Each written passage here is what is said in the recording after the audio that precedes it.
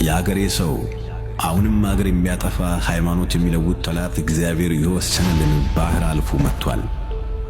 እኔም የአገሬ ማለቅ የሰው መድከም አይቼ እስካሁን ዝም ብለው ደግሞ እያለፈ እንደ ፍልፍል መሬት ይቆፍር ጀመር። አሁን ግን በእግዚአብሔር ረዳትነት አገሬን አሳልፌ አልሰጠውም።